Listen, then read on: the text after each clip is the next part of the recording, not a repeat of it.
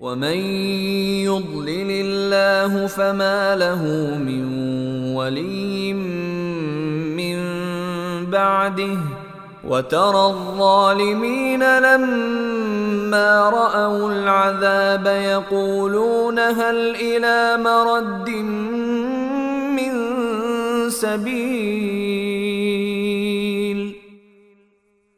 اور جسے اللہ گمراہ کر دے تو اس کے بعد کوئی نہیں ہے جو اس کا مددگار بنے، اور جب ظالموں کو عذاب نظر آ جائے گا تو تم انہیں یہ کہتا ہوا دیکھو گے کہ کیا واپس جانے کا بھی کوئی راستہ ہے؟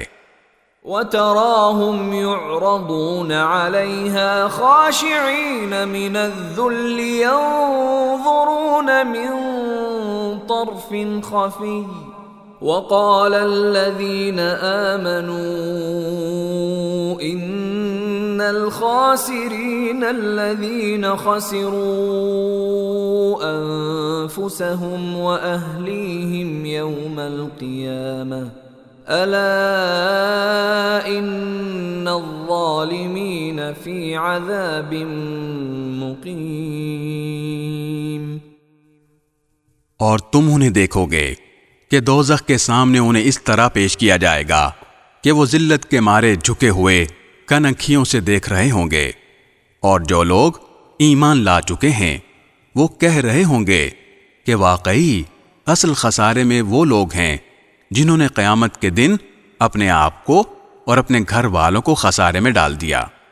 یاد رکھو کہ ظالم لوگ ایسے عذاب میں ہوں گے جو ہمیشہ قائم رہے گا۔ وَمَا كَانَ لَهُم مِّنْ أَوْلِيَاءَ يَنصُرُونَهُم مِّن دُونِ اللَّهِ وَمَن يُضْلِلِ اللَّهُ فَمَا لَهُ مِن سَبِيلٍ۔